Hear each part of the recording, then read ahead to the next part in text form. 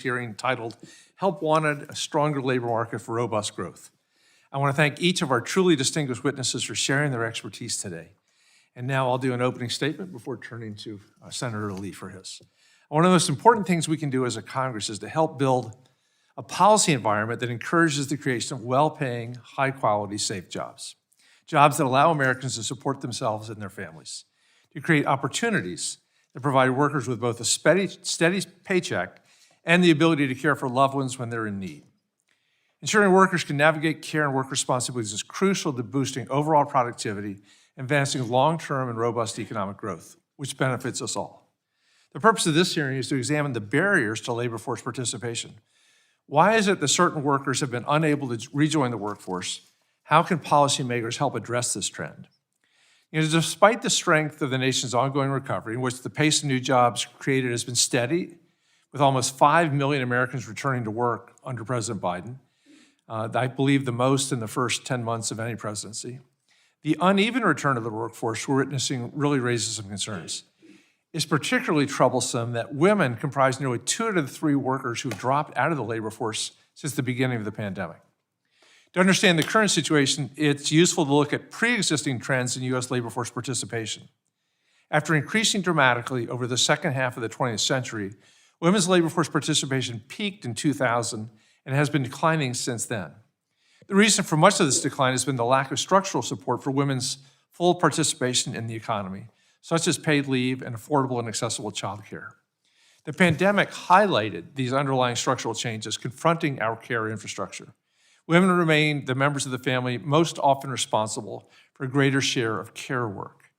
And now facing the burden of inadequate and unaffordable childcare, the impossible choice between caring for a sick loved one or getting a paycheck, or pandemic-related disruptions to schools, many women have been unable to return to the workplace. So if we don't take action to better support women returning to work, we may experience prolonged periods of worker shortages that will hurt our nation's economy. As a small business owner for over 4 decades, I was just bragging that our family business was 48 years old last Saturday. I've seen firsthand how paid leave is important for supporting both small businesses and workers. It's inevitable that workers need to take time off to care for themselves or for a loved one, but only 23% of American workers have access to paid family leave. Unfortunately, the lower wage workers, the ones who are least able to take time away from work to care for a sick child or relative, they're also the workers least likely to get paid leave from their employer. A universal paid leave program would allow parents to look for work with the knowledge that they could care for their kids without losing their paychecks. It would also allow employers to be able to retain experienced workers who need to take leave without having to pay for the leave out of their own pocket, their employer pocket.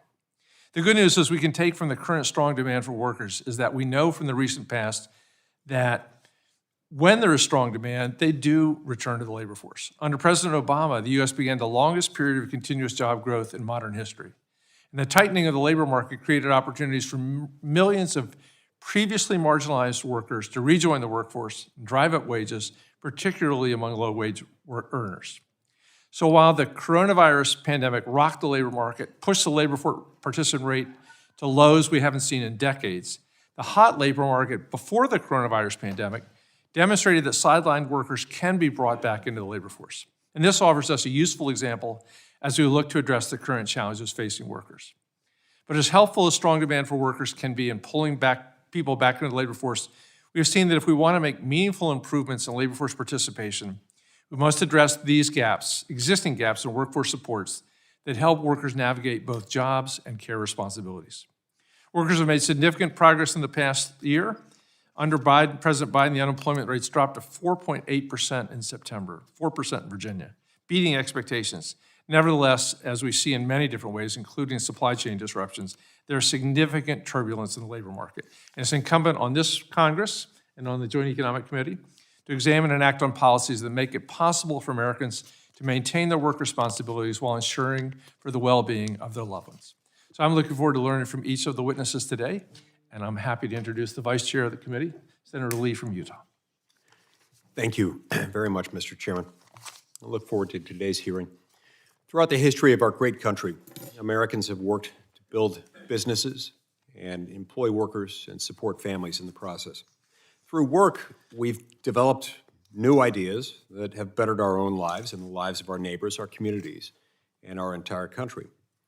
When work is no longer a part of our lives, we lose something fundamental to our ability to contribute and to thrive. Work is more than just a source of income. Work connects us with each other, and it connects us with a purpose that's greater than ourselves. But today, work is in a state of crisis in America. Millions of Americans have fallen out of the workforce since the onset of the COVID pandemic. Workers are quitting their jobs at unprecedented rates, and labor unions are striking as demand for labor continues to grow. September's job report shows the smallest gain in payrolls this year, and nearly 5 million Americans are still on the sidelines. Across the country, there are more jobs than there are willing workers. The current employment situation should concern all of us, but declines in labor force attachment actually precede the pandemic. In a new report this week, the Joint Economic Committee Republicans evaluate the years-long question of why so many prime-age, able-bodied Americans have fallen out of the workforce.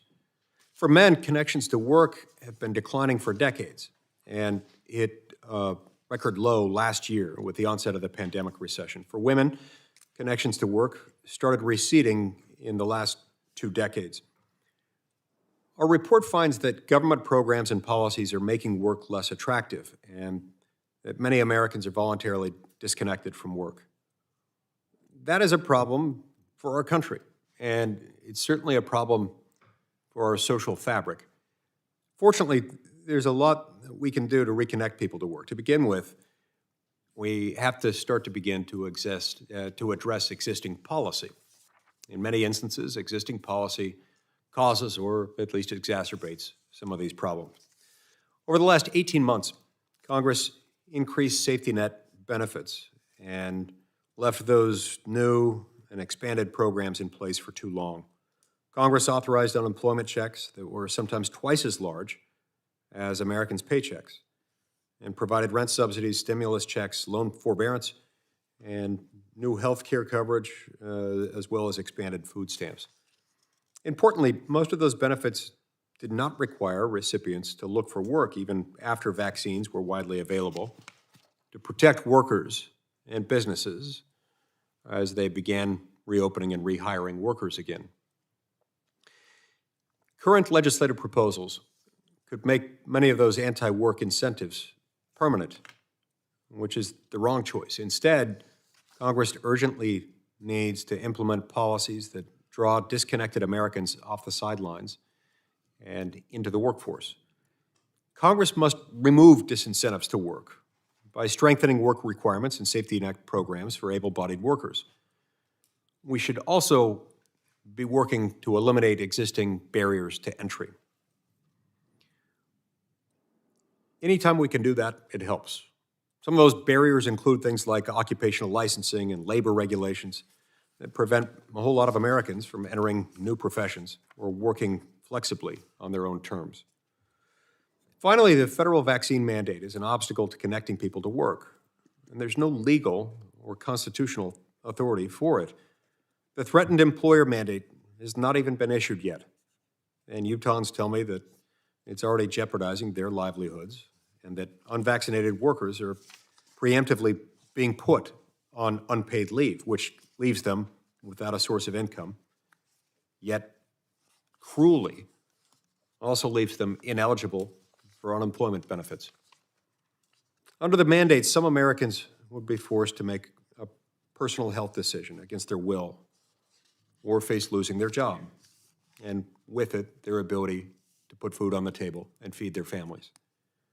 This ultimatum to workers is unacceptable. It's unlawful. It's unconstitutional. But even worse than all these things, it's immoral. It's savagely cruel. It's barbaric. It has no place in our society. Not this one. Never. Note that opposing the mandate is by no means the same as opposing the vaccine. And I do believe the vaccine is something of a medical miracle, one that helps increase safety and security for millions of Americans as we return to places of work. That's why I've been vaccinated, and that's why I've encouraged every member of my family to be vaccinated and others generally.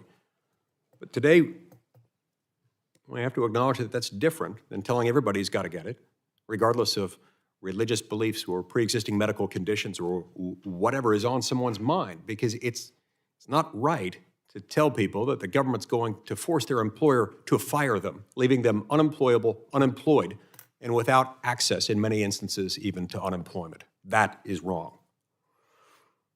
As of now, we need workers' contributions more than ever. And we cannot pretend to know what's good for every worker or every business. We must put trust back in individuals, back in business owners and local decision makers. We must stop making policy decisions that discourage a return to work. Reconnecting Americans to work is one of the most important policy goals of our time. I look forward to today's conversation on that essential topic. Thank you, Mr. Chairman. Thank you, Senator Lee, very much. I'd now like to introduce our four distinguished witnesses. Dr. Betsy Stevenson is a professor of public policy and economics at the Gerald R. Ford School of Public Policy at the University of Michigan. She served as member of the Council of Economic Advisors from 2013 to 2015, where she advised President Obama on social policy, labor market, and trade issues. She served as chief economist of the U.S. Department of Labor from 2010 to 2011, advising the Secretary of Labor on labor policy and participating as the Secretary's deputy to the White House economic team. Dr. Stevenson has published widely in leading economic journals about the labor market and the impact of public policies on outcomes, both in the labor market and for families as they are adjusting to changing labor market opportunities. Her research explores women's labor market experiences, the economic forces shaping the modern family, and how these labor market experiences and the economic forces on the family influence each other. Dr. Stevenson earned a BA in economics and mathematics from Wellesley College and an MA and PhD in economics from Harvard University. I believe is the only male member of Congress who attended Wellesley. I want to welcome you here especially. Mr. Skanda Amarnath is currently the executive director of Employ America, a research and advocacy organization that advocates for macroeconomic policies that promote sustainably tighter labor markets. He was previously a vice president at MKP Capital Management, where he served as a market economist and strategist. Prior to that, he worked as an analyst within the research group at the Federal Reserve Bank of New York and graduated from Columbia with degrees in applied mathematics and economics. Mr. Daniel Swenson-Klatt has been the owner and manager since 2006 of Butter Bakery Cafe in Minneapolis, a small neighborhood bakery, cafe, and coffee shop. He's a member of Small Business for Paid Leave. Since 2013, he served as a board member for the Kingfield Neighborhood Association. And prior to the Butter Bakery Cafe, he was a middle school teacher for over 20 years. He holds a bachelor's degree in English language and literature from St. Olaf College. And finally, Ms. Rachel Gressler is a fellow in the Grover M. Herman Center for the Federal Budget at the Heritage Foundation, where she focuses on retirement and labor policies such as Social Security, disability insurance, pensions, and worker compensation. Before joining Heritage in 2013, Ms. Gressler was a senior economist on the staff of the Joint Economic Committee, so welcome back, for 7 years. She completed her graduate studies at Georgetown University, where she earned master's degrees in both economics and public policy. She holds a bachelor's degree in economics from the University of Mary Washington. So we will hear your opening testimonies in that order. So Dr. Stevenson, the floor is yours. Thank you very much for the invitation to speak to you today about the labor market. The employment landscape, as you all noted, is in flux. Employment remains well below pre-pandemic levels, and yet employers report shortages of workers. Quits and the intention to quit have hit record highs as workers are seeking and taking advantage of new opportunities. To be clear, most people quitting jobs are immediately heading to other ones, many of whom have already lined those jobs up. Some blame unemployment benefits for keeping workers at home, yet strong evidence directly contests this claim. States that ended unemployment insurance early saw no pronounced rebound in employment. Moreover, some industries have made a full return and currently exceed pre-pandemic employment, even though their workers were also eligible for unemployment insurance. If unemployment insurance is not holding back the labor market, what is? There are three important factors influencing the labor market right now: The ongoing pandemic continues to shape the labor market, from supply chain problems reflecting COVID around the globe to virus-avoiding behavior by both consumers and workers within the United States. The second factor is ongoing challenges in combining work and caregiving. And the third factor is shifting preferences by both consumers and workers that's causing a massive reallocation in the labor market right now. I want to urge you to look below the headline jobs number, because each month in the labor market, roughly 6 million people leave jobs and 6 million people start jobs. The trick to growing employment is to have the number of people starting jobs exceed the number leaving jobs. This means you need to care as much about why people exit the labor force as you care about trying to get people to enter the labor force. And that's why I want to talk to you about caregiving. Challenges providing care for a child or an adult with chronic health issues is a very important reason that many people leave jobs. They may hope to eventually return, but those who leave the labor force have a lower chance of being employed in the future compared to those who are able to meet their family needs while remaining employed. Keeping people in jobs is much easier than helping them return to the labor market. The United States has one of the lowest rates of female labor force participation in the OECD, ranking 23 out of 34 countries. That's not where we used to be. We used to be number 6. What's happened? We've fallen behind other countries in providing family-friendly workplace policies. The late 20th century showed us what adding women to the labor force can do. Prior to the pandemic, our GDP was roughly 15% larger than it would have been if women's employment had been what it was in 1970. Yet, 2 out of every 3 caregivers in the United States are women.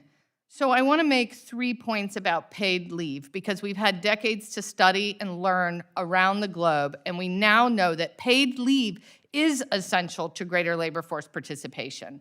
Paid leave increases retention of workers, reducing the chances that they exit employment out of the labor force.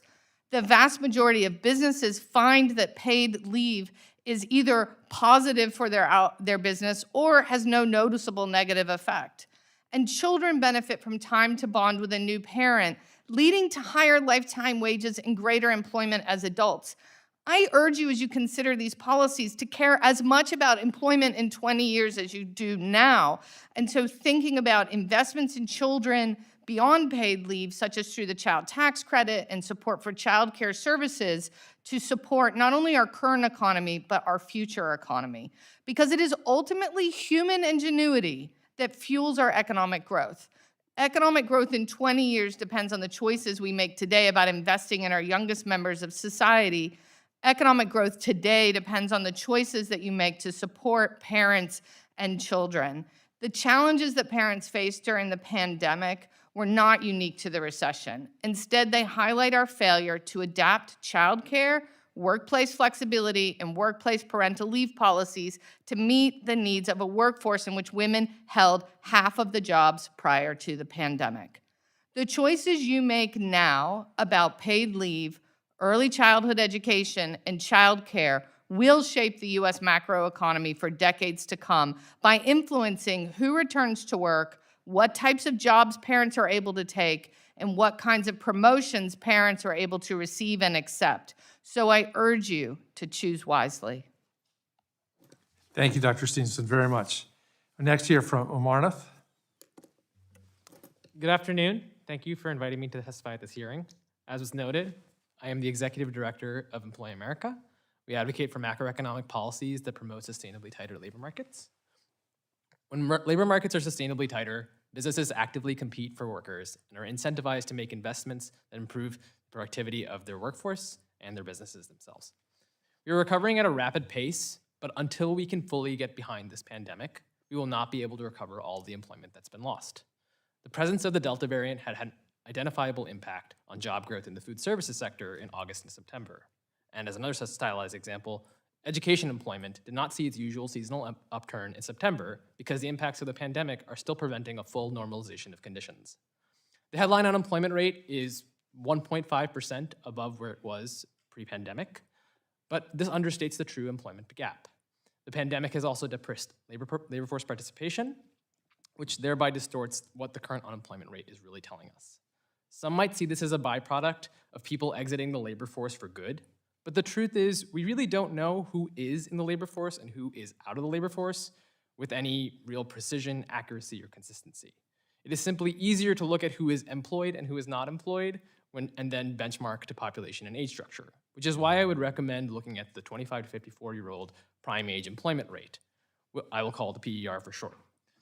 It's still 22.4 percentage points from its pre-pandemic peak, in contrast to the 1.5% unemployment rate differential. That said, the PER has made a whopping gain of 0.8% over the third quarter. And if we can continue to see these types of gains over the coming quarters, we will have made probably a full recovery over the course of next year. And this stands in marked contrast to what we saw in previous recoveries, which I would call jobless recoveries. We had a multi-year period of jobless recoveries after the previous 3 recessions under presidencies of Democrats and Republicans alike. It took over a decade for the PER to recover from the Great Recession. It never recovered from its 2000 peak. The current trajectory might allow us to actually have a recovery in under 3 years. And I would attribute much of the benefits here, obviously every recession is different, but the responsiveness of monetary and fiscal policy has likely played a key role in staving off the worst of recessions in terms of the vicious cycles in cutbacks, layoffs, loan defaults. Policy implementation always has its imperfections, but families across the income distribution have made it out of this pandemic with actually higher cash buffers.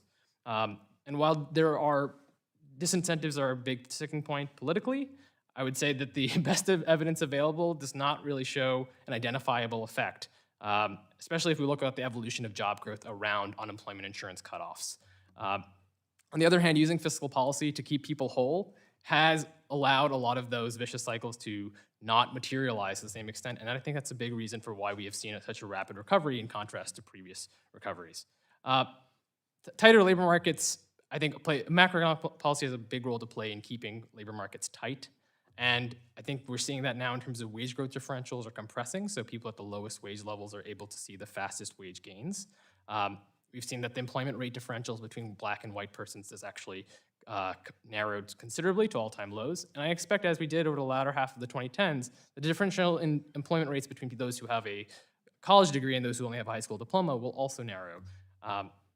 That said, this rapid pace of this recovery, it's been so uncharacteristically rapid that the byproduct of that is we've seen some of these challenges constraining job growth become more visible. It's everything from microchips to ports to childcare. And so institutions that had grown accustomed to slack labor markets, slow jobless recoveries have been caught off sides by the pace of the current recovery. Sources of underinvestment have been exposed. The challenges of today can only be tackled through persistent investments in greater capacity and greater resilience. That is as true for bottlenecked sectors like automobiles and logistics as it is for people who are not able to be fully employed due to the lack of access to affordable childcare.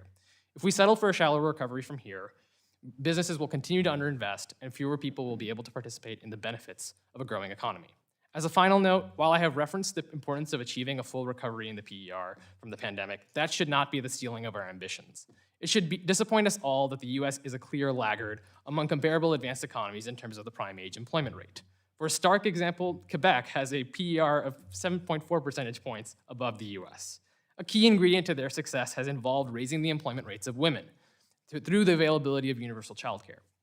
If the US is looking to catch up to the rest of the world on labor market outcomes, it will require ambitious investments and macroeconomic policies that promote and sustain a tight labor market. Thank you for your time, and I look forward to your questions. Thank you, sir, very much. Next, here from Mr. Swenson-Klatt. Chairman Beyer, Senator Lee, members of the Joint Economic Committee, thank you for the opportunity to be with you today and share my experience as a small business owner, representing Main Street Alliance, a national network of small businesses. I'd also like to acknowledge that my home state senator, Senator Klobuchar, has been a long and steadfast supporter of small business owners, and I really appreciate the work she's done. I have owned and operated Butter Bakery Cafe in Minneapolis for 16 years, partnering with a housing program to provide supportive internships during the last 9. My business has weathered recession, a move to a new location, major road construction, a pandemic, civil disruptions, and still we're open. I think of that as a major accomplishment, but also a testament to my staff, my community support, and indeed to government support through the SBA. Just maintaining an 18-person crew is a full-time hat that I wear. We had 21 employees before the pandemic and dropped to a low of 12. Next week, number 19 will be back on staff. I attract workers by offering a full wage, a fair wage, a healthy workplace, and a mission to serve our community. By choosing to offer a full wage to staff who customarily would rely on an unstable system of tipping, I get workers who invest in my business and currently have 5 with over 5 years. We build a culture that reinforces stability, and that model helps me. I spend less time on hiring, training, filling gaps in the schedule. It's good business, and it's been working. However, during the past year and a half, finding, retaining staff, indeed the very model of my business, has been turned upside down. I've needed 38 people over the past 18 months to fill my workforce. They come and go. Many of the staffing obstacles small business owners have always struggled with have grown to a point of serious harm to our businesses. Where in the past I could use a few $100s out of my pocket to get around a barrier for a staff member, the size and scope has exceeded my capacity. Without government support, I would have closed. Sadly, I know friends who did, who own businesses and did not have that support. My small business is still struggling, and as I look to recover, rebuild, and yes, even to grow, I'm in a tough position. I do have working capital on hand, but it's in the form of a large debt. If used well, it might be able to be paid off through growth in my business, but right now, I'm still worried. We're facing challenges that are very different from the past, and I worry that current trends may not shift without some strategic investments in workplace supports from our government at all levels. And frankly, you have bigger pockets than me. My applicant pool is limited in a number of factors, including lack of affordable, high-quality childcare. I need a level playing field so employees with children can reach and afford childcare and get to a center or a childcare program. Currently, my employees with children can only work limited hours. Access to affordable housing. While hundreds of new apartment buildings and units are going up around my cafe, only a tiny fraction are options that serve my workforce and the workforce of small business owners. Reliable, affordable transit would help. I do have to rely on transportation coming through for staff who don't walk to work, and I struggle more times than I admit with transportation options that fall through. A comprehensive paid leave program would be a way for my staff to take time off for health and personal reasons that doesn't put my business or their job at jeopardy. I am willing to contribute my part as an employer, just like I do for supporting sick staff, the unemployed, an injured or retired worker. The constraints of a small business budget do not allow me, though, to personally pay to begin a family or take care of a health crisis or find a safe place. Childcare, transit, housing, paid leave, they're just a few of the pieces, and there are so many more hats I have to wear to take care of my staff. And with so many challenges resulting from this pandemic, bold, compassionate investments from our government will give me and my staff the hope and support we need to go to work, to get back to business, to grow again. Thank you for the chance to share my story, and I am happy to answer your questions today. Thank you, Mr. Sensen-Klatt. And finally, Ms. Gressler, the floor is yours. Good afternoon, and thank you for the opportunity to testify. Today's labor market is unlike anything that we have ever experienced before in America, and certainly it's nothing that was predicted at the start of the pandemic. Wages are rising, and there's been a giant leap forward in family-friendly policies and workplace flexibility, and yet employers are struggling with this severe labor shortage. There were 10.4 million job openings in August, even as 4.3 million workers voluntarily quit their jobs. Add to that an increasing number of employers who are being forced to fire workers that they desperately need because of an unauthorized federal vaccine mandate, and we're at a gap of about 6 million jobs before what we had the trend prior to the pandemic. That's contributed to shortages of goods and services, longer waits, and higher costs. The solution to increase in employment is twofold. It needs to pay to work, and it can't pay to not work. The problem today is the latter. Government policies have made it so that it simply isn't worth it to work for some people. 18 months of unemployment benefits that paid people more to be unemployed than to work contributed to this drag on employment.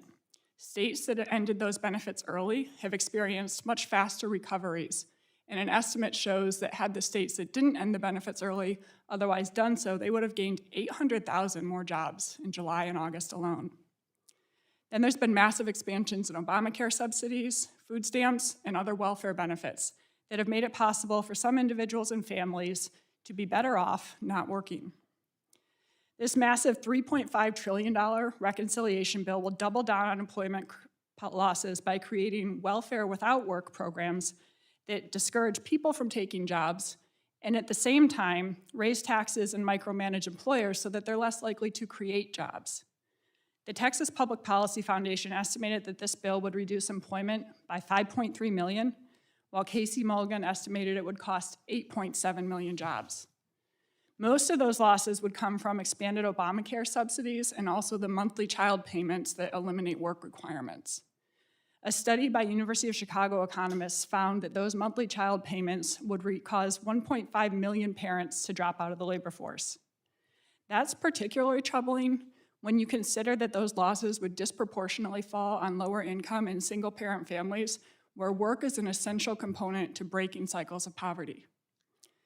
Unpublished data from the Bureau of Labor Statistics suggests that this could already be happening. When the pandemic first began, parents actually experienced fewer employment losses. But since the late spring of this year, coinciding with the start of the monthly child payments, that trend actually reversed and parents' employment declined. Some have pointed to childcare struggles, especially when arguing for massive new childcare entitlement that would disproportionately benefit high-income families and be out of reach to families that prefer faith-based or family-based childcare. But a May 2021 study by Jason Furman, former chair of President Obama's Council of Economic Advisors, found that childcare struggles were causing zero impact on parents' employment. That was May 2021. And there's simply no explanation for why, since that point, a year after the pandemic, childcare struggles would now be causing this big drag. In addition to discouraging work, the big government tax and spend package would micromanage employers, limit workplace flexibility, and exacerbate supply shortages and cost increases. For example, just as workers' access to paid family leave has increased 64% over the past 5 years, politicians want to replace those flexible and accommodating policies with a one-size-fits-all government-controlled one. And then there's a push to ramp up fines on employers and force more workers into unions. The debacle at the ports in Southern California shows what happens when unions refuse to increase operations and when environmental and labor restrictions prevent 80% of trucks in the nation from entering the state, and when government regulations limit how, who, and where people can work. And now, as many Californians are fleeing the state, the reconciliation package seeks to impose California's failed policies on the rest of the nation. Command economy tactics and cradle-to-grave welfare programs won't help Americans thrive because individuals, families, and employers are far better than politicians at making decisions that impact their everyday lives and those around them. When President Clinton signed the historic welfare reform in 1996, he quoted Robert Kennedy, who said, "Work is the meaning of what this country is all about.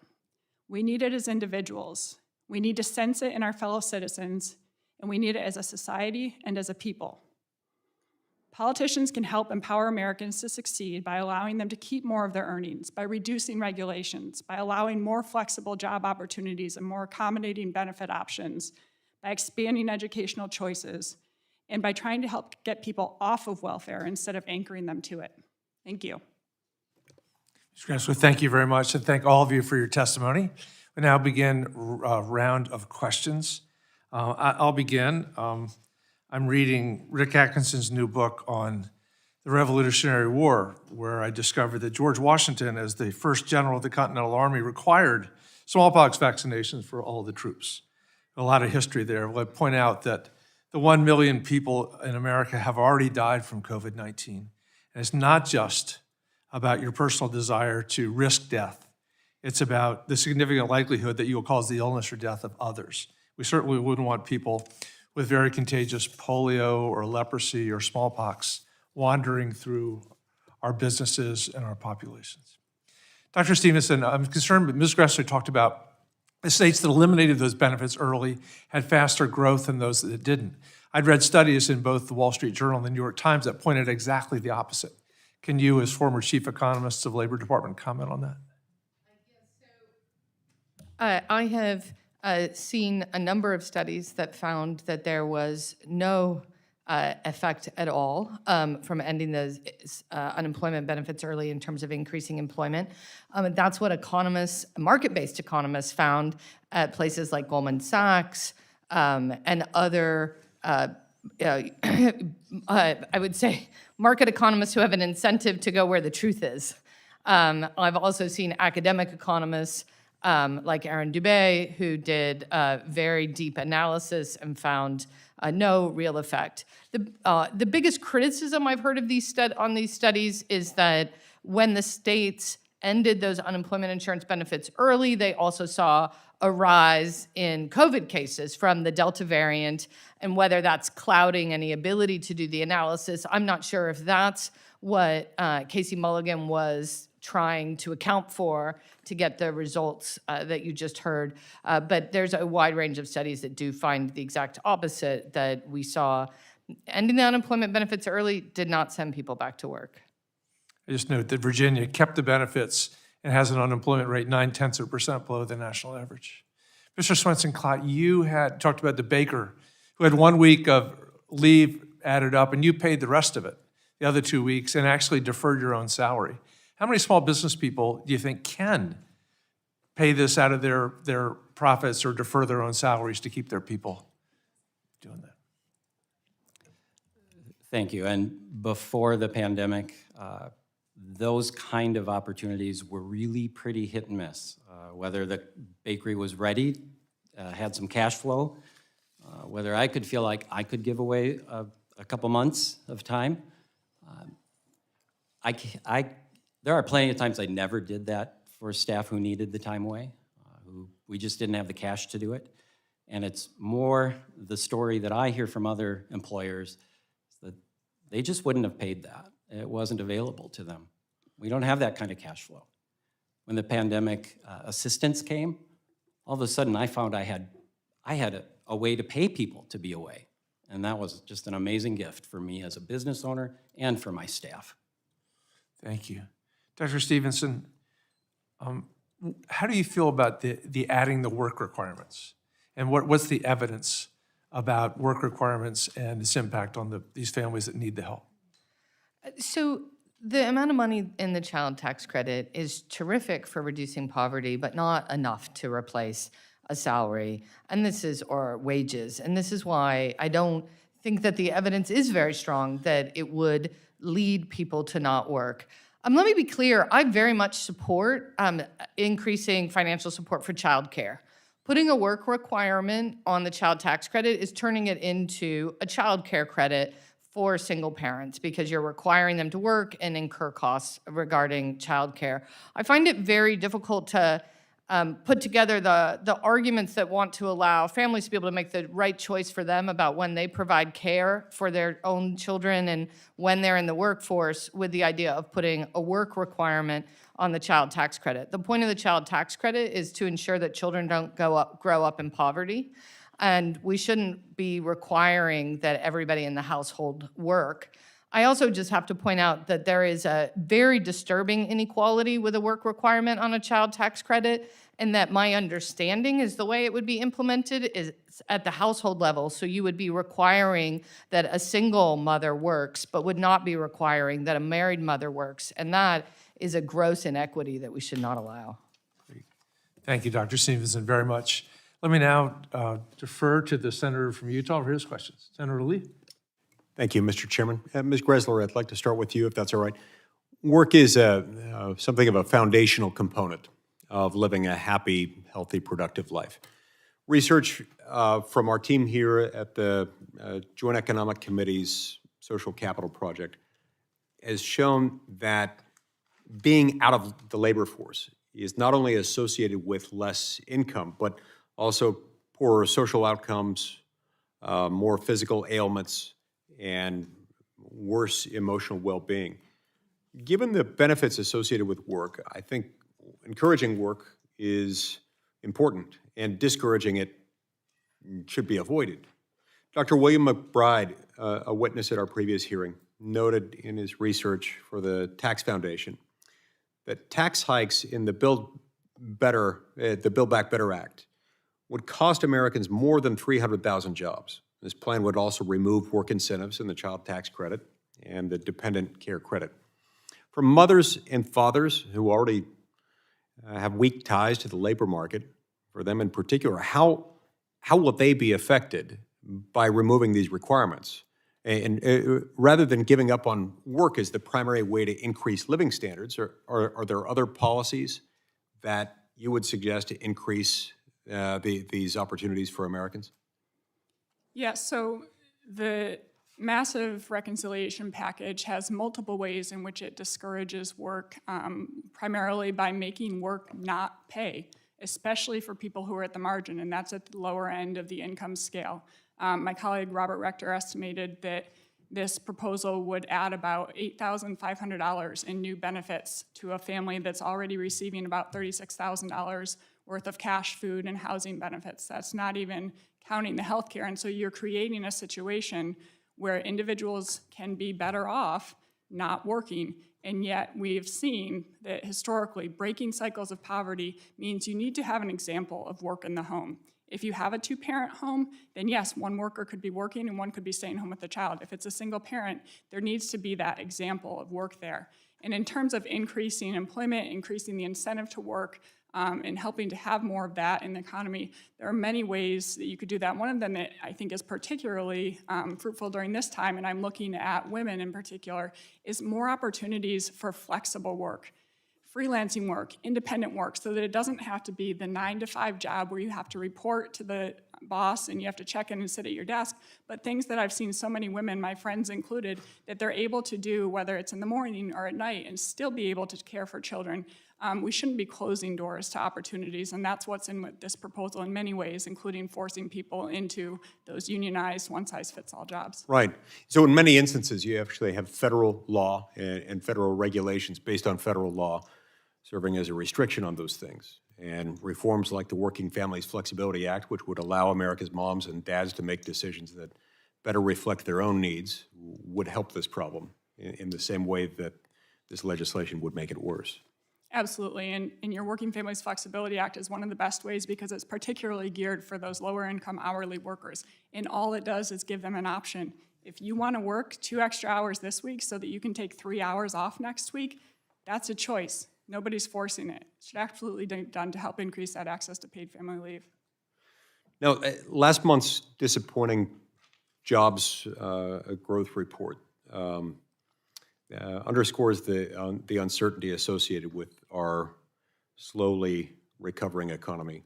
And at the same time, employers across the country are increasingly desperate to find qualified and willing workers who are able to fill, more than 10 million open jobs.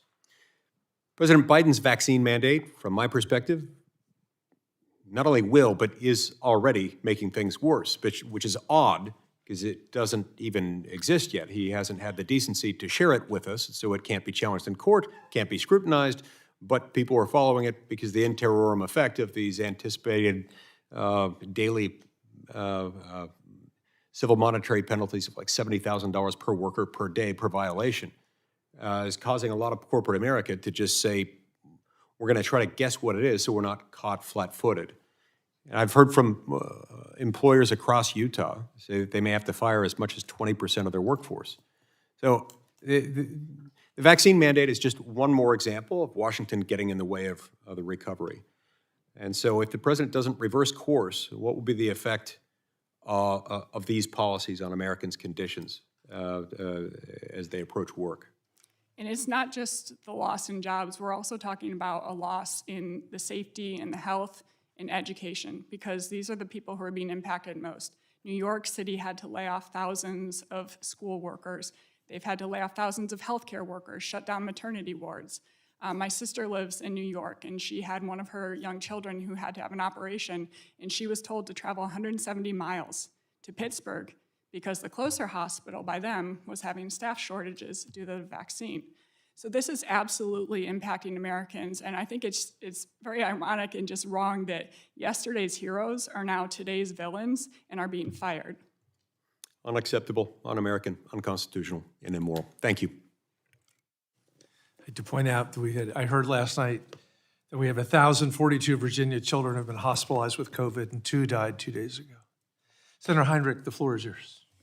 Thank you, Chairman. And let me start by just saying how grateful I am to have had the college degree that my father's one-size-fits-all union job made possible. I want to talk about New Mexico and child care. In New Mexico, the cost of 2 children in child care is about $18,000 a year. That's a lot less than a lot of other places, I will give you. The Build Back Better plan would limit out-of-pocket expenses for child care to 7% of a family's income, and I know full well what that would mean for my constituents. But Mr. Amerneth, I want to ask you to tell me what it would mean, how that could impact the prime age employment rate, and also why that's important. Yeah, so your question really helps to highlight an area where the U.S. has been lagging for such a long time relative to other advanced economies. So we talk about childcare being accessible and affordable. If we look at those countries that have actually made a real concerted effort to make sure that it's affordable and accessible, and if that means subsidizing the wages of workers in childcare to make that possible, employment rates are much higher. And as Dr. Stevenson also pointed out, prime age employment rate, which adjusts for aging. Yes, people are aging into their retirement ages, or they may be going to school if they're younger, but for that 25 to 54-year-old cohort, we're talking about employment rates that are, in the US, much lower than most other advanced economies. And we should really be asking why that is, and what's the constraint, and what led other countries to raise ahead.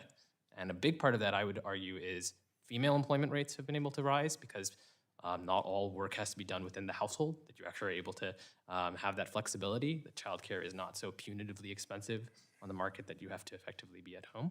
And I said that if we can take a very stark example of this, even with north of the border, Canada has higher employment rates, has continued to see higher employment rates, and in a province like Quebec, which is not really maybe known as much, but is 7% more than the U.S. That's a pretty substantial amount. If we're to say there's 7% decline in the unemployment rate, if you could do something like this, I think we all should at least pay closer attention to this issue. Yeah, it seems like one of the things we all agree on, actually, which is surprising that we can all agree on something, is that we'd like to see more participation in the labor force. Dr. Stevenson, do work requirements actually get us to that goal? And what would the impact of a one-size-fits-all work requirement, say for the child tax credit, to be able to get that mean for grandparents who are raising, or the primary caregivers and who have custody of their grandchildren, which is a very common situation in the state of New Mexico? So I think that it's not going to put people back in jobs. What it's going to do is remove cash from the household. When you remove cash from the household, you end up hurting kids, and you end up reducing labor force participation of those kids as they grow up. So you actually can end up ultimately having a negative effect by putting a work requirement on. I think that it's really important to think hard about how people choose when and where to work. We've heard a lot about how, a vaccine mandate may lead some people to leave a job because they don't want to get vaccinated. It's really important to focus on the number of people who are not in jobs right now because they are afraid of getting COVID and afraid of unvaccinated colleagues. I want to bring that up because you mentioned grandparents, and what we saw was a large decline in labor force participation among older workers, an increase in retirement. We're not going to be able to push these older workers who are fearful of getting sick and potentially dying from COVID back into the labor force by putting a work requirement on a child tax credit. What we can do is help households make ends meet so that they can then think about how to better participate in the labor force. You know, one of the things we're seeing right now with all those quits is people are going into better jobs that I think they'll be able to stick in for longer. And that will ultimately also lead to higher labor force participation. So getting people not just into any old job, but into a job that pays a living wage that they feel valued in, that they can stick in, allows them to stay for 5 years like we've heard that people do when they're in a good job. Mr. Chairman, in the interests of facilitating other members of the panel, I'm going to give the rest of my time back. Thank you, Senator, very much. Now, I'd like to recognize my friend from Arizona, Representative Swanker. Thank you, Mr. Chairman. Look, I've shared with you a little bit of my frustration, having been on joint economic for a long time. We can do better on the intellectual credibility of what's being handed to us. We're better than much of this testimony. Just for the record, I thought I might hand you the Federal Reserve St. Louis study from about a couple weeks ago that actually does show the employment differentials of states that did cut back or end their extended spiff on unemployment, and the numbers are actually fairly dramatic. I want to talk about this one before I ask to hand it into the record, because you mentioned it in your opening testimony. We have also the big study, which actually I found fascinating, from the 4 economists, PhDs at University of Chicago. And I have an absolute fascination, fixation on labor force participation numbers. Why was there such an economic miracle in 18 and 19, particularly being from the desert Southwest? You know, my numbers for Hispanic females were remarkable. Wage growth was remarkable without all the social engineering that is part of the package. So what happened? Why did it work? And then this University of Chicago study that sort of walks through saying, you know, there's a line here, you know, the decline in employment and consequent earning loss means that child poverty would fall about 22%, but for severe poverty, it doesn't fall at all. So stunning amounts of money and the design of the program that's being promoted doesn't actually help the very people we care about. Maybe it's time we intellectually step up our game and start thinking about what works and what doesn't work, not just the folklore of that's the Republican idea, that's the Democrat idea, and actually think about, do we actually give a damn about helping people? Because academic paper after academic paper says, yeah, you get some effect, but for the people you most care about, it doesn't work. You actually talked about the paper. Why doesn't it work? And what do you think we should do that's different that actually would reflect the success, particularly we're having in 2019? Yes, well, when we saw in the paper there, you quoted that the deep childhood poverty, that it would have no impact on that, and yet we're considering increasing these monthly payments up to $1,000, $1,600 per year. That doesn't make sense.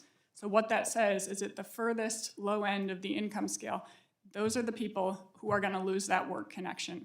And that's where it's most important, because we know that that is what is crucial to breaking those cycles of poverty. You can't make a situation where a family is just as well off or better off by not working than by working. And so you absolutely have to have those incentives in there, and it can't be government micromanaged. Here's government job training, here's government paid family leave, here's government childcare.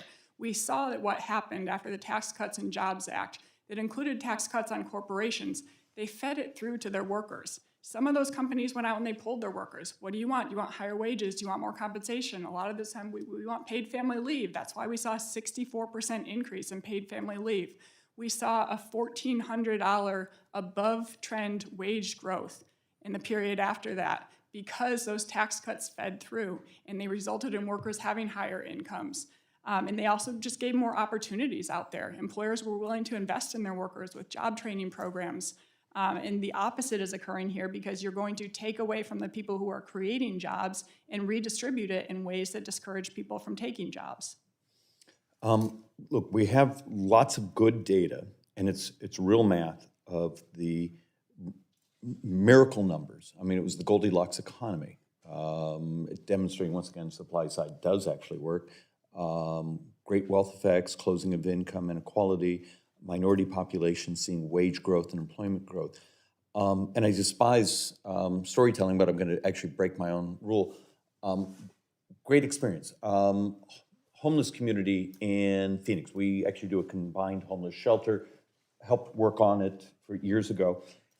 St. Joseph the Worker actually had this explosion of people begging, saying, we're willing to take a chance. Send us homeless people because we're so desperate for workers. And so it's somewhat where it was said over here, if you can make labor valuable. Almost every one of these proposals being offered by the left devalues labor. And Mr. Chairman, that's my great fear is we both care. My fear is, though, the left proposals are going to make things much worse. And with that, I yield back and would like, but also before UC to hand the documents to the record. With that objection, those documents are accepted. And I would suggest that we be careful about devaluing any of the experts' testimony because there are contradictory studies. There may be one from the Fed. There are also those from the University of Chicago, from JP Morgan, from AP, and others that claim the UI benefits did not create slower. Actually, Mr. Chairman, knowing two of the studies, they were actually before about half these states had actually begun their rollback. Let me also point out that claiming that the CTC does not work at all for those in extreme poverty, not working at all is different from being insufficient to lift them out above poverty. It's hard to imagine that $250 and $300 per child has Mr. no Chairman, effect at all. once again, it's the quote from the study. It's not my quote. Thank you. Let me now recognize Mr. Peters from California. Thank you, Mr. Chairman. I don't want to spend a lot of time on unemployment supplements. You know, we knew we overshot. The risk we took was we were overshooting in order to avoid economic disaster. So if we ended up paying unemployment benefits for a little too long, it may have suppressed employment at some point, and I think that's good for next time. But that's over with. So that's retrospective, and we're not talking about extending those right now. So I put that to bed. The other thing about vaccines is, sure, I think probably we've heard want to get vaccinated. On the other hand, in the face of a pandemic where 1 million people have died, the workforce is not the only public policy we have to be concerned about. We have to be concerned about actually protecting each other. And so I don't think that rolling back the vaccine mandate is the proper way to get at the worker shortage that we're facing right now. I don't think that's the right strategy. One strategy you didn't mention that I'm curious about, and I asked this for Dr. Amarnath, the role of the immigrant workforce when it comes to our labor shortage. I mean, one idea about getting more laborers is actually to bring more in, and that's what we've done traditionally. Would that be a good solution, and what would that do to economic growth in general? Okay, I think it's a sort of direct matter, immigration leading to higher labor force growth, and thus sort of somewhat mechanically leading to higher output growth is obviously there. There are areas where we have sort of identifiable labor shortages and not just sort of anecdotes in terms of manufacturing and construction where you can point to the extent we can bring people, especially those who have actually been working here and done a lot of the essential work, that obviously would be beneficial to be able to create a more robust workforce. Maybe let Dr. Stevenson, would you comment on that as well, the role of immigration? Your microphone. I do believe that we are seeing some labor market problems that come from the fact that we have not had as many foreign workers come in to the country. At the risk of enraging some of you, I will give you a story, which is at the University of Michigan. We don't have a lot of foreign students on campus, and we definitely see the places where the foreign students used to work are having problems hiring people. There's certainly industries that rely on foreign workers that are having a hard time finding people. I think it would be really valuable to be thinking in the context of immigration reform, looking very closely at this question of how immigrants support the U.S. labor market and support growth, because this has certainly been a time with closed borders and limited foreign workers. Let me ask you about your testimony about economic recovery and employment stability. In my district in San Diego, we rely a lot on tourism and hospitality. It's a significant part of our economy.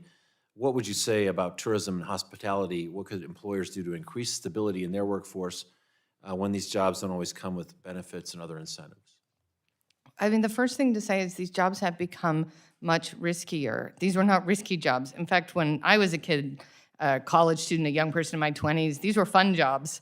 They're now jobs where, first of all, just the level of animosity in the way people are treating each other is making these jobs less fun, and the fact that you have to ask people to put their mask on has made them less fun. That's also pointing to the need for these jobs to just pay a living wage. You know, we really need stability in, you know, our work, and that means being able to be not rely on a job which may lay you off tomorrow. And that's actually one of the real things that's still going on in leisure and hospitality. There are a lot of workers who are still at risk and will lose their job potentially tomorrow, could be losing their job right now as we speak, because the pandemic, as it goes on, is causing some of the tourist industry is struggling to keep afloat. And that's, you know, the biggest way we'll get the tourism industry back on track is to vaccinate more of the population. My kids would like to go to Disney World again. We're not there yet as a country, in my perspective, and I think that that's why we don't have as many workers back there. I think that's incredibly important, that these jobs become more stable, they pay better, and that we find a way to make them safer than they are right now. Let me just ask you one more question about the child tax credit. The idea of a child tax credit to provide additional funds for families that have children. Doesn't that address the ability of parent choice? Because I guess if you get money for a child, you can decide to use that income to stay home, or you can decide to deploy that money to childcare if childcare exists. In terms of choosing policies, isn't that really the most efficient economically sound program? To be clear, there is no work disincentive from the child tax credit, because if there's no work requirement on it, if the parents can get access to this money and they have the choice then of what they're going to do.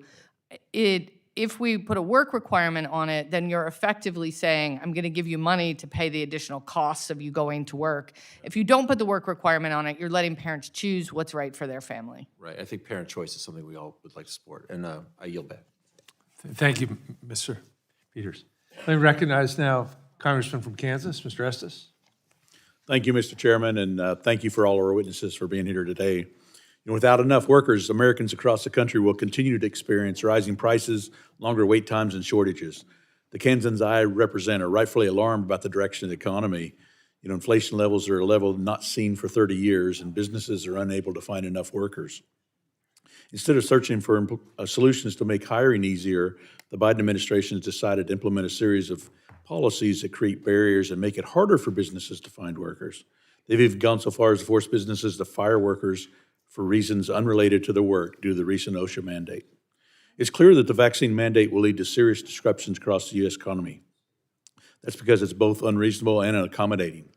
There's a recent Washington Post poll that found 72% of unvaccinated Americans would quit their jobs if their employers forced them to get the vaccine without the opportunity for exemptions. The mandate will surely lead to more worker shortages across the country, both within critical supply chains and within the healthcare industry. The administration has estimated that their mandate will apply to 2/3 of the workforce. Just this week, the American Trucking Associations warned the White House that in response to the vaccine mandate, many drivers will likely quit. But there's already 80,000 worker shortages in the trucking industry today, and forcing more workers to quit in a time when we desperately need them is not the right approach. I think it's important to point out that not only is President Biden's order unconstitutional, it does not contribute to building a stronger healthcare industry. We're seeing hospitals that are already dealing with staffing shortages now unable to staff beds as part of the result of Biden's mandate. One hospital, of course, as we've all talked about, has been forced to put baby deliveries on hold after maternity workers quit in protest to the mandate. The reduction in healthcare workforces caused by the mandates dramatically lowered capacity to respond to COVID, as well as other infectious diseases and high-risk events like heart attacks and strokes. The solution to fix the current record high gap between the number of job openings and number of unemployed workers, is not more taxpayer-funded programs, but policies that finding workers make it easier for industries. Ms. Kressler, President Biden's so-called Build Back Better Act would lead to greater upward pressure on prices and further disincentivize able-bodied adults to work. If passed, how much would the Build Back Better Act accelerate both inflation and labor market crisis we're currently experiencing, and how bad could microeconomic conditions become? Well, we've heard some estimates in terms of the potential employment and job losses in the 5 to 8 million range, and we really don't know what's going to happen to inflation, and there are a lot of factors at play there, but certainly Americans have experienced the impact of employers not being able to fill their positions, and that leading to higher prices at the grocery store, at the gas station, on pretty much everything that we're purchasing, and also support shortages, not even being able to get certain things.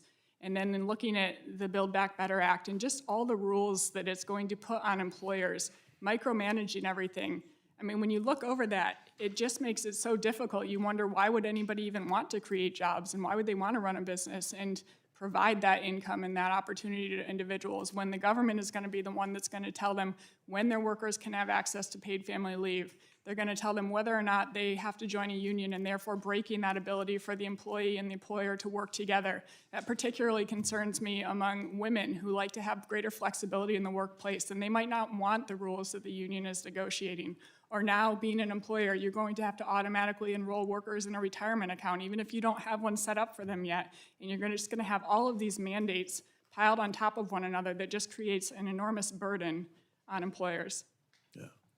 You also pointed out that the Green New Deal would cost every American $1,991 a year over the next decade, or nearly $8,000 per year for a family of 4. Combined with some of these other ongoing proposals, you note that a typical American household would pay about $100,000 over the next decade. So if passed, how does this increasing burden on households affect our economic growth? Well, it leaves everybody less well off in the end.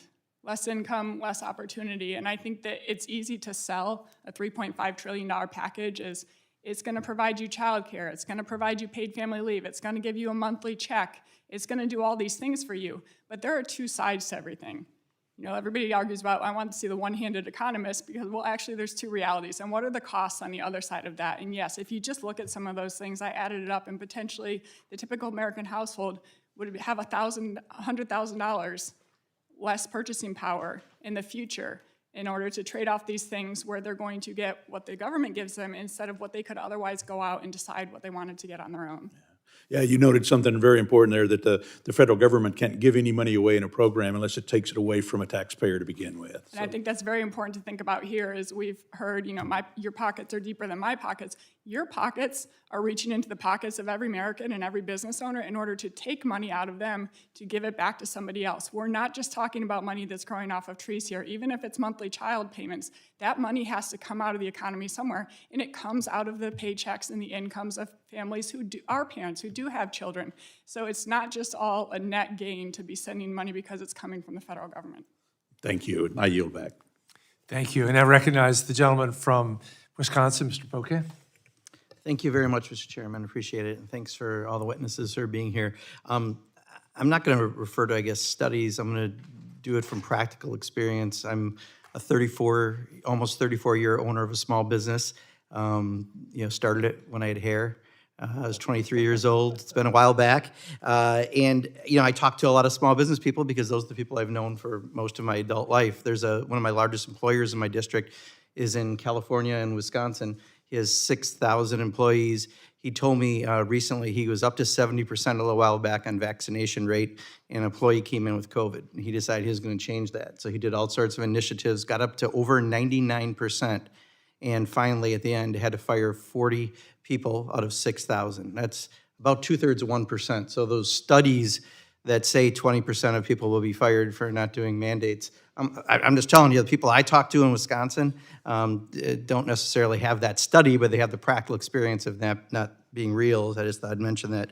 I also belong to 3 chambers of commerce, very active in a number of business issues. We had the SBA administrator in Wisconsin a few months back, and I invited all the different business groups to have a meeting with her. And my largest chamber, the Madison Chamber of Commerce, Madison's about 250,000 people, they and the Wisconsin Manufacturers and Commerce, which is one of the most conservative business groups who I also invited in my state, said they just did a survey of members, and the head of the chamber said that the #1 issue blocking people going to employment was childcare. And one of the initiatives that we're trying to do, and I think is going to be in the Build Back Better agenda, is this child care initiative to reduce it to 7%. And much like Mr. Swenson and Claude, as a small business person, I've got something starting Monday as well. That'll bring us back to full complement pre-COVID. But you know, their child care they just got is costly quite a bit by the percent, and this would be a game changer. Dr. Stevenson, just from that practical thing, you're going to give me maybe the scientific side of it. I'm going to give you the practical side. If I'm being told by employers in my area that the #1 barrier to getting people hired right now, and we certainly all have that experience, is childcare, can you just talk a drop more about how important that initiative of a 7% of your income covering childcare would mean? I mean, it's a practical reality that you cannot pay more for childcare than you are being paid for your own job. That's just a limit that people have. Childcare is more expensive than college for many families, and yet we spend a lot of time wondering how families are going to pay for college and college tuition, and we leave them on their own, particularly when they're younger, with lower incomes than they might have when their kids are old enough for college, and we tell them to figure childcare out on their own. A lot of parents simply can't do it. They try to cobble together plans. They might use a network of relatives or neighbors and some amount of paid childcare, but they're running into troubles. We're seeing upward pressure on wages at the bottom end of the income distribution. This is actually a good thing. This means that many people who are our lowest wage workers are going to be earning a living wage. But childcare providers are struggling because if they pay more than $12 an hour to keep up with what Amazon warehouse is paying, what Starbucks is paying, they got to pass those costs on to parents who are themselves not earning much more than the childcare workers themselves. That's going to cause, as childcare workers' wages will go up whether you do something or not, because wages at the bottom are going up. As those wages go up, people will drop out of the labor force because they are unable to pay for that childcare. That's the reality. You need to step in and try to support that. And just one other thing to add to that is the research does show that every dollar we invest in young children comes back to the taxpayer in terms of $7 to $8 later on. Somebody does have to pay for these costs. It turns out they're paid for by increased productivity of those kids as they grow up. Thank you. I'll never forget, too, when the Affordable Care Act got in place, I had a child care provider in my district stop me in the grocery store and cry because she finally had health insurance for the first time. So I appreciate that. Mr. Swenson, since you are like me, someone I spent that many years, and I know you spent a long time building your business, you specifically brought up family and medical leave, paid family and medical leave. Can you just talk a bit more about how that would help you both in attracting employees and being able to grow your business? Thank you. As I mentioned, I'm partnering with a housing program. It is a housing program that houses young adults who've been homeless, 18 to 24-year-olds.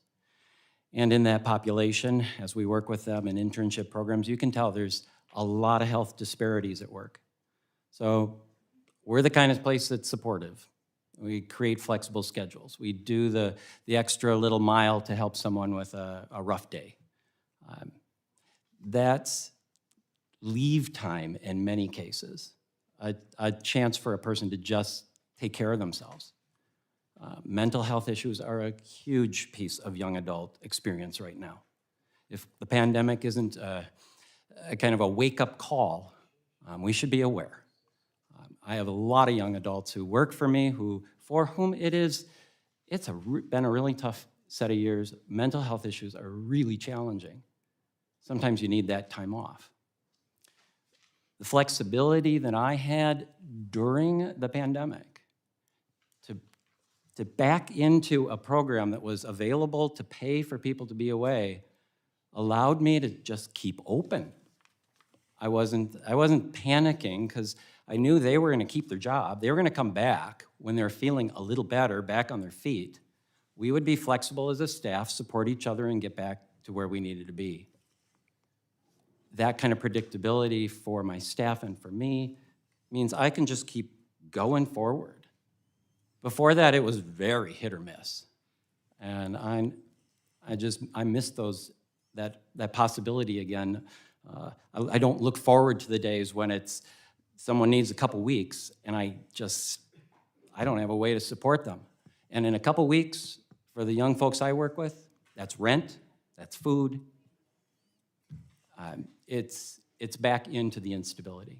Great, thank you, Mr. Chairman. Appreciate the extra time. Thank you very much. Maybe I recognize the gentlewoman from Washington, Mr. Rivera Butler. Thank you, Mr. Chairman. And just to clarify of our last witness, I just want to make sure I understood that correctly. The ability to do the paid family leave and to provide the sick leave or just mental health time for your employees was a result, excuse me, of the payments because of the COVID replacement money, correct? Yes. So you weren't able to provide that prior to the pandemic. Okay, thank you. I just wanted to clarify that. Paid family leave, childcare, something I've actually worked on quite a bit here in Congress. I believe we need to find ways to address this issue, whether we like it or not. It's something we do need to address. But I also am challenged because it is also true that money comes from somewhere. And it's not all, I believe in investing in children, but not all investments are the same. People talk about pre-K, and pre-K is important, but the quality of the pre-K is really the thing that makes the difference when you talk about getting $7 back for the $1 in. It's not just warehouse childcare; it's investment in children. So I do want to make sure we're not blanketing that. And I supported the legislation last year strongly to replace really when private companies got shut down because of a public interest. Right, the federal government or the states or whatever shut you down because we were trying to protect people against this pandemic. It was through no fault of your own that you were getting shut down. And so that relief payment to me was similar. I compared it to eminent domain. Like when there's a taking of private property for a public good, there needs to be just recompense. And that's how I view that. As we move forward into policy, we're not in that situation anymore. And I'm all for innovative ideas and solutions that help us get to where a smaller or mid-sized business can compete for that labor force by offering robust benefits. But the Build Back Better plan has frustrated me because it's not innovative or creative. It's just let's tax more and spend more. Well, that doesn't last. And I do think what we saw, I was here during the Obama years and the Trump years, and I remember during Obama years being told we're never going to grow again. Like our economy is never going to grow. We're at I think when he left office, we were at 1.6% GDP growth. And we were told we'll never see a 3% growth again in our economy. Those days are gone. And bam, we cut taxes, much to a lot of people's frustration. And we saw real wages grow among almost every recorded class, right? In fact, higher among people who were new to the workforce, like lower wage workers, minorities. I mean, single mothers saw more money back. So I do think there needs to be a more creative approach than just let's throw more money at it. Having said that, and Ms. Greisler, I'm probably butchering that, and I'm sorry, my mind gets butchered all the time. I wanted to ask about small businesses and their impacts and supply chains. I think in your testimony you talked about union impacts in terms of like supply chains, but what are the things that we can be doing to help businesses on the regulatory end or the supply chain end so that they're not wasting time and money on that and maybe they have more flexibility with their employees? Mm-hmm. Could you speak to that?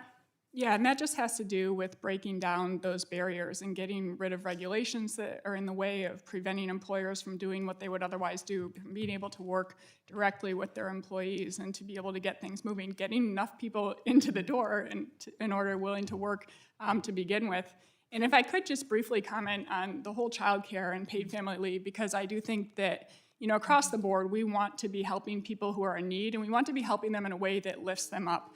And absolutely, people should have access to paid family leave, and childcare is very important. But if the goal is to help the people who are in need, then why is there a proposal that's going to use most of the money for paid family leave to pay employers who are already providing it to keep providing it. That's not going to help small businesses because that's going to let those employers otherwise further increase their wages. And if we care about childcare, why do we have a plan that's going to give a couple in DC that makes $340,000 a year $30,000 worth of childcare subsidies? That's not helping anybody enter into the labor force. Is that helping people in Southwest Washington who maybe No. don't make $300,000+ a year, who don't have college degrees, but are still making it work, still need help? You're right. It's diverting assets. Exactly. It's uncreative. It's like Let's one look size at- fits all. Let's look at the existing funding that's out there for Head Start is one example, $10,000 per year. Why not let families take that to a provider of their choice? And I did just want to briefly challenge this notion about these 8 to 9% returns. That is a tiny boutique study 6 decades ago. And even the author of that study, he said, yes, there's 8 to 9% returns for particularly disadvantaged children. And he said, but you know what hasn't been estimated very well is the return of investment of a parent and a child. He said, if I had to guess, that would be a 30 to 40% return. And so anything, I would say, please don't make us look like Quebec because yes, they significantly increased the labor force participation of mothers with young children, but they did it at the expense of children and families. They had terrible outcomes in terms of social, mobile abilities, health outcomes, worse parenting outcomes, even higher crime rates when those children were teenagers. That is not something that we want to mimic. Thank you. My time's expired. I appreciate it, Chairman. Thank you very much. And I now recognize the Congresswoman from Columbus, Ohio, Ms. Beatty. Thank you, Mr. Chairman, and thank you to our witnesses today. Sitting here trying to digest and listen to a lot of scientific, practical, somewhat biased opinions as well. We've heard a lot about the Build Back Better and what it will or won't do. And childcare, I do agree with my colleague that we should make an investment in our children. And here's what I know, depending on where you live in this wonderful America, in raising your children, it is about quality childcare. And what I do know is if you can't afford quality childcare to make an investment in it, then most mothers, parents, fathers will put their children before anything else. And then they won't be able to go to work. If we're talking about the economy and growing the workforce, we've heard a lot about the vaccination, Mr. Chairman. And when people talk about the OSHA ruling of employees who have 100 employees or more in the mask, wearing the mask, it's or be tested every week. And I can tell you a major hospital in my district said it was worth every penny that they had to spend on the test because keeping people healthy allows them to go to work. So if you're not tested and you don't know, we had this in this very chambers, people touting that they weren't going to wear a mask, they weren't getting vaccinated. Some of those same people then tested positive and affected other people. And then what I do know is if you miss 10 or 14 days of work on some jobs, you'll lose your job. Here's the other thing I know. For us to talk about the economy and talk about vaccination and not wearing a mask or thinking that the president shouldn't be agreeing with this rule, let me remind you, I went out there to the National Cemetery. 700,000 people have died because of COVID-19. You want to talk about the economy and talk about whether we should wear a mask or be tested? 700,000 people have died. We want to talk about looking like Quebec and what we're going to do, and we come in this hearing and question and challenge the difference between being tested or wearing a mask and what it does? Clearly, you know I have some feelings about that. Whether practical or scientific, people are dying. Thank goodness we have an OSHA ruling that says wear a mask or be tested. So we know that as we talk about the Build Back Better plan, which I think is bold, I think it is visionary, and I think it's going to make a difference in how we grow the economy, how we balance an investment in our communities and in our nation. we talk about the economy. So let me go to a question. Mr. Is it Skanda Amarma? Yes, Skanda. Okay. And also Dr. Stevenson. I have a question, and I'll start with you, Mr.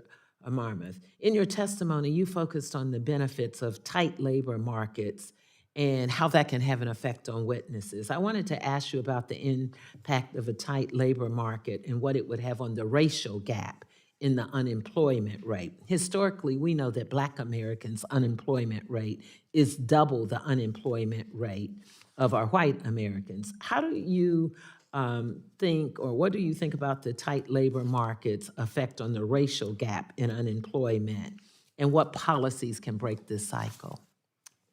Thank you. So the gap between unemployment rates and the gap between called employment rates, employment to population ratios, white persons to Black persons. There's been sort of a complacency systematically to say, oh, the gap is structural in a way that we can't influence through just ordinary fiscal policy, monetary policy, just whatever Congress can do. There has to be some sort of secret trick to unlocking that. But actually, as we find, this is a very cyclical process. So as you get the unemployment rate lower, as you get the employment rates higher, it actually benefits most particularly those who are on the who have been sort of systematically and structurally marginalized. And so we see that Black employment rates rise relative to white employment rates. We've actually seen that they're getting closer and closer in terms of the Black employment to population ratio and the white employment to population ratio. And we have to, if we really want these gaps to converge, we're gonna have to keep investing and keep sort of taking an affirmative approach to making sure we're growing the economy and bringing in those people who tend to be the first ones laid off during recessions, kind of cruelly marginalized and only brought back very slowly typically. So I think it's important for us to keep this recovery going as fast as we can so we can bring back those people. Thank you, and my time is up, but thank you because I think that also supports the Build Back Better plan. And Ms. Stevenson, I just want to say thank you for allowing us to take a look at the challenges that we're having in childcare. And I certainly agree with you that it will have an impact on our employment. Thank you, and I yield back. And Ms. Beatty, if you care to stay for a second round, we'll probably pursue that in another 10 minutes. And now let me recognize the distinguished senator from Arizona, Senator Kelly. Thank you, Mr. Chairman. Mr. Amarnath, thank you for testifying here today. Thank you to all of you for being here. A few months ago, I helped to craft the Bipartisan Infrastructure Investment and Jobs Act, which passed the Senate in August, and hope to see it pass the House soon. This is a good bill. Makes historic investments in our nation's critical infrastructure, improving our roads, bridges, drinking water, ports of entry, and other things. All of these investments are going to create millions of good-paying jobs. Many of them require high skills. Many of them are technical. We need to make sure that people have these skills to fill these jobs, especially since, as we've heard today, there are jobs already waiting to be filled. Could you talk about the benefit of investing in training programs to ensure workers have the skills they need to fill newly created jobs, and how to best utilize these programs to help with the skills mismatch that we're facing right now? Thank you. So I think the investments in workforce training, especially in this increasingly tighter labor market, are especially essential because these are in industries that had a very long period of, call it, very cool, underinvested period. Think about construction, for example, as being an area where construction jobs were abundant probably before the Great Recession, and then we had a sort of long decade in which we did not see the sort of requisite employment and investment. And so now we are faced with sort of persistent shortages in construction, manufacturing, maintenance jobs. And these are areas of blue-collar work that is also being, we have sort of some level of persistent investment to be able to ensure we have a workforce that's stable and able to actually address the challenges of an economy that is recovering, and there obviously are sort of growing pains right now. We see supply chain problems, logistics bottlenecks, and part of the challenge here is we need to sort of rise to the occasion of being able to bring in a record amount of goods through our ports, be able to produce a record amount of goods within the U.S. economy itself. And so I think that's going to be critical to have that force to make sure that we have the capacity going forward, and that the growing pains we see now are not the growing pains we're going to see over subsequent years, that we actually do have the capacity, we do have the workforce that's tailored to meeting the material needs of our citizenry. How do we build that capacity? I think that part of it has to be a combination of identifying those areas of, especially I think in construction manufacturing most instructive, where we do see both evidence.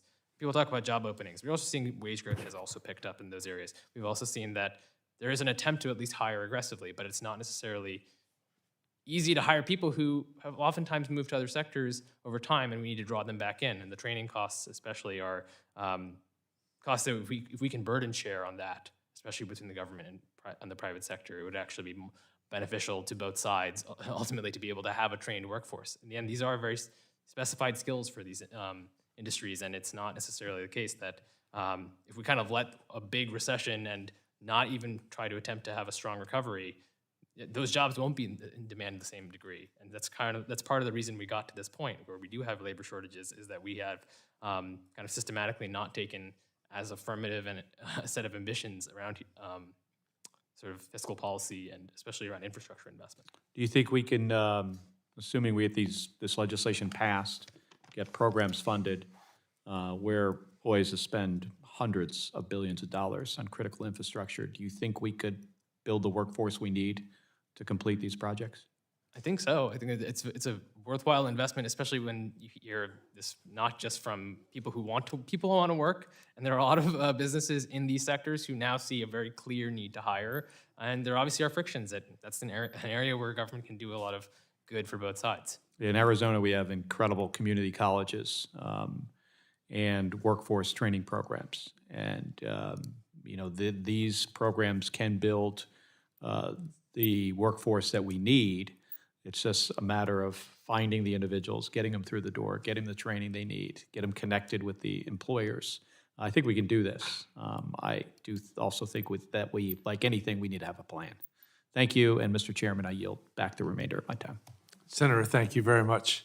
Now, let me recognize the senator. I don't know if he's the senior senator, but he got more votes from Georgia, Senator Warnock. Because my last name begins with a W and Senator Ossoff's begins with an O, I'm the junior senator. Imagine that. Thank you, Chairman Beyer, and I'm glad to be here to be a part of this hearing. People have had to make really hard decisions throughout the pandemic when it comes to their jobs and protecting themselves and their families and their communities. I don't think we've taken stock, really, of the trauma visited upon all of us at varying levels as a result of this pandemic. And not everybody has had the privilege of working remotely. I think especially about our essential workers. That's a term that emerged during the pandemic. The people who literally risked their lives stocking grocery store shelves and working in other facilities and hospitals in some cases. We call them essential workers. Often they don't make an essential wage. They don't earn essential benefits. Leading into the pandemic, only about 9% of the lowest wage earners in the country were able to work from home. Dr. Stevenson, can you speak to how policies that support the financial freedom of working families, like the child tax credit, the largest tax cut for working families in American history, how this might affect the growth and stability of the labor market? Thank you for that question. I mean, I think the most important thing that the child tax credit does is eliminates or dramatically reduces the amount of children living in poverty.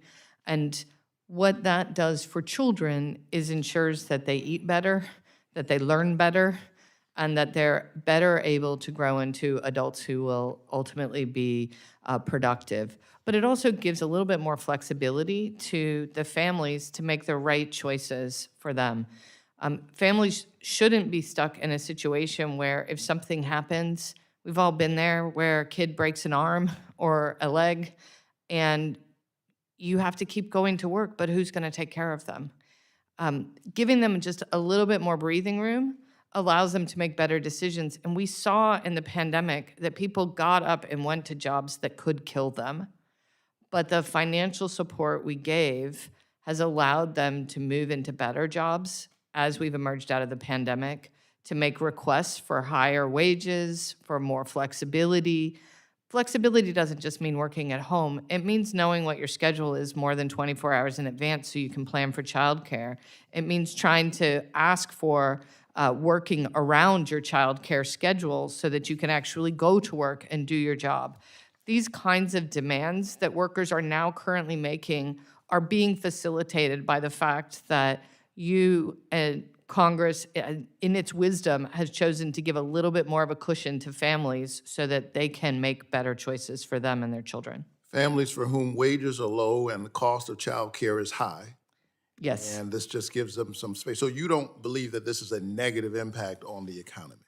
I do not believe it's a negative impact. In fact, I think it's a very strongly positive impact on the economy.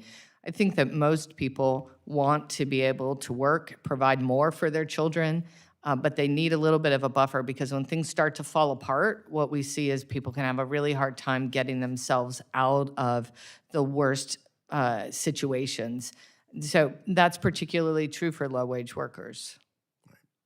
And similarly, we've heard folks in recent days say that the unemployment insurance that we provided is what's contributing to this issue. And some have argued that taking away unemployment payments was necessary to get people back to work. But the evidence that I've seen isn't there. In states like Georgia that ended benefits early, there was not a significant difference in the number of jobs created in comparison to other states that kept the benefits. Further, a report by the Federal Reserve Bank of Atlanta found that even though women with small children made up just 10% of the pre-pandemic workforce, they are almost 25% of the COVID-related job loss. So these are folks who are responding to this very issue that you're talking about. It's not that parents don't want to work. Raising a small child, and I have 2 small children, during a pandemic without reliable child care or other supports, it's a full-time job, and it makes it nearly impossible to work. Mr. Amernath, does limiting Americans' access to financial support increase our overall economic growth?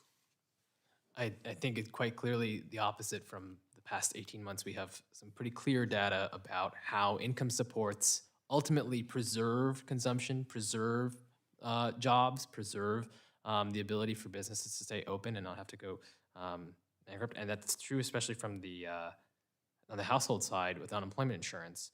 So there was obviously a lot talked about disincentives, how this was actually stopping people from entering. And we had a few different ways we could actually game out where this was actually happening. Leave aside whether the incentive, how much of an effect it was having. We could look at the cutoff in September for a lot of states who actually kept it in place. And did job growth speed up as we got closer to September and through September? No. We can look at the states. We have weekly data for states that cut it off early. And do we see a difference in terms of how quickly their employment rates accelerated through that early cutoff? And we didn't see that either. That's to reference what Dr. Stevenson noted in her testimony, that Erin Dubé has from the weekly data, we don't see that. And then we can also just look at across the income spectrum. Do we see that when we gave a fixed payment, did it actually translate into people at the lower end of the income spectrum? Did job growth slow for those who are at the lowest wage level? That we didn't see either. So we have all these different ways to triangulate and actually evaluate this. And I'm sure there's obviously ways we can keep going back and forth, but on the other side of the ledger, that income helped support consumption for a lot of people who otherwise would have had to cut back drastically. And that's a really important thing. The share of people who would have had to face a big financial loss in terms of a lack of employment, who didn't have to go through that. There's pretty clear data. JP Morgan has evaluated people's financial balances across the income spectrum. And there were a number of people who would have faced a really big financial downturn because of the loss of employment that didn't have to. And that meant that they could also be engaged in economic activity that was supportive of their own standard of living and the standard of living of others. Thank you so much. I often say that the right thing to do is often the smart thing to do as well. And this gives us insight about how to grow the economy in a way that embraces all of us, especially hardworking, middle-class people, the working poor. Thank you so much. Senator, thank you very much. 90% of the Joint Economic Committee is just showing up. So we're going to do a second round, and you're welcome to stay if you. They are dragging me to the next thing. I understand. So and if my friend Mr. Schweiker comes back, or anyone else, we'll be happy to welcome them. But let me just start a short second round. Dr. Stevenson, there was a Heritage report on September 30th, just 7 weeks ago, and that said, quote, "The proposed subsidies for full-time center-based childcare would arguably subtract from the benefits of a loving, resourceful family by reducing parenting and increasing paid time in the labor force, particularly for mothers." At the same time, Ms. Grensler talked about the child tax credit stuff, the $250 and $300 payments are unfortunate because they would encourage mothers, parents to go back into the workforce. You're a mom of two. Should that loving, resourceful family be reserved just for wealthy families? I appreciate you asking that question, and I feel strongly no. It should not be reserved just for wealthy families. There is obviously a strong back and forth between a desire to encourage work, which I think we're all in agreement. Everybody here wants to see people who can work, but there are times when parents do need to be at home. What we're looking at is making childcare affordable so that parents can make the right choice for themselves. And I think there are a lot of parents that unfortunately find themselves in a situation where childcare is so unaffordable that they're unable to do it. Center-based childcare isn't just about childcare, it's also about learning. The pandemic has shown us that learning and childcare are two sides of the same coin. When we send our kids to K through 12 education, we are not just sending them to learn, we're also sending them to someone else who's going to be taking care of them while we work. Center-based childcare also provides both early learning, and care that allows parents to work. I think the subsidies there give parents a choice. They don't force anyone to do anything, unlike a work requirement on child tax credits. Very great, thank you. Mr. Amarnath, you talk about the skills gap myth, that the differential in employment rates between those with a college education and those without has actually narrowed over time. But we've been talking about the skills gap for a long time. The 10 million jobs, 7 million people, whatever, out of work, and it's because they don't have the right things. Can you explore that? Sure. So I think it requires a little bit of nuance, but I think it's when we look at college employment rates and those with only a high school diploma, right? There's a differential, and people say that's something that's so structural, there's no way to be able to get beyond a certain level of employment for those who don't have beyond a high school diploma. And this was especially a prominent argumentation coming out of the Great Recession, that all these construction workers can't be employed doing something else unless it takes a lot of time and cost, and it's going to create a lot of inflation. And as we saw from 2015 onwards, that gap narrowed. And that gap narrowed as the labor market tightened and demand had slowly recovered. Whereas right now we see, especially when we're kind of going into overdrive with the current recovery relative to those previous recoveries, at least benchmark it against that, that we do see that there's a demand for a lot of that type of labor that has been highly cyclical, that was probably not as stable a job previously, and we're trying to make a lot of those essential jobs, whether they're in manufacturing, construction, maintenance. These are areas where there's been a lack of stability over the years, and that's part of the reason that those jobs may have otherwise been done by people who did not have a college degree, but could be good paying jobs if under the right conditions. Especially if we sort of subsidize training, we are able to actually bring people in. So I think the skills gap itself is a prediction of who's employed and who's employable. There's obviously a role government can play in sort of facilitating that process, but the notion that this is some hard constraint as opposed to something that we can work through, I guess that's the way I would frame it from here, which is there are areas where there's probably room to do more, but these are always challenges that always exist that some level of persistent effort can bring people in. And we shouldn't write off people just because their educational attainment levels are different, or that we need that only the people with a college degree are somehow able to find gainful employment that pays a good wage. This ties in really nicely, although uncertainly, with the whole notion of retraining workers. You know, in an economy where we celebrate creative destruction, whether it's driven by technology or by trade or anything else, what do we do with those coal workers in Southwest Virginia, for example? It's a challenge. Yeah, I think in the case of, there's a tendency to sort of say that people have to switch drastically into new jobs, that somehow people have to go learn to code, or construction workers need to become nurses. This was a common claim in 2010 and 11. And actually, I would take strong issue with that. And we're seeing that part of the reason was we did not take the recovery seriously enough last time around, at least in terms of the policies that were implemented. And this time around, we are seeing that there are job openings in a lot of these areas that were supposedly written off. Manufacturing jobs are actually in high demand right now. And that's a product of how we actually craft policy, both to create the demand and the supply for the workforce itself. That's important.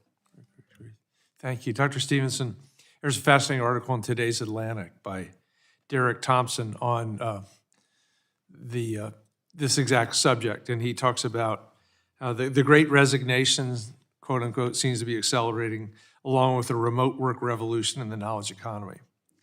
But let me quote directly. I love your thoughts on this, especially with your Council of Economic Advisors background. Quote, much of the labor force seems to be participating in a kind of distributed protest against the status quo of work in America. And quote, this may be a pivotal turning point in the relationship between labor and capital. Is all this overstated? I don't think that it's overstated. You know, the labor share of income has been declining for the last 20 to 30 years. When I was a graduate student, I was taught that that thing is stable, that it never changes, that what workers get is always sort of roughly the same share, even as GDP grows. And yet we've seen this decline that has been a function of big companies that rely on less labor becoming a greater share of the economy, and workers with low skills being treated really like they're disposable. What we see, you know, if you look in the industries that are hurting the most today, those are the industries that tend to have very, very high turnover in the best of times. And not just because workers are quitting, but because they let them go. Oh, there's no demand, don't come in today. But I was on the schedule, I arranged childcare. Doesn't matter, we don't need you. That kind of treatment workers have been putting up with for a long time. When I was on the Council of Economic Advisors, we brought together employers and software manufacturers who made scheduling software and said, what is going on? Why can't you just make shifts work a little bit better for people so that they can plan their childcare better? And the response from the software developers was, we can, if that's what employers want. So employers have to want it, and the way for them to want it is to find that they have to work a little bit harder to get workers, and that's what we're seeing in the labor market today. And that collective movement, in effect what I have called a national collective bargaining moment, is leading workers to demand more and get more. Great. Thank you very much. Anybody else want to add? I'm just kidding. In any case, thank you all very much. Ms. Gressler, Mr. Swenson-Klatt, Mr. Amarnath, Dr. Stevenson, we really appreciate your hanging in. We're going to get thrown out of the room in about 11 minutes, but I'm really grateful. This has been a wonderful discussion, and we actually had many people here for their 5 minutes, which is very helpful. So understanding how to create a policy environment that encourages the creation of well-paying, high-quality, safe jobs, including all the perspectives, is a really critical issue for Congress, for business, for workers. The pandemic certainly has highlighted some of the structural challenges holding back labor force participation. And the current demand for strong workers gives us an opportunity to really explore this and get people back into the labor force. So thank you for your contributions. Thank you to my colleagues. The record will remain open for 3 business days, and this hearing is now adjourned.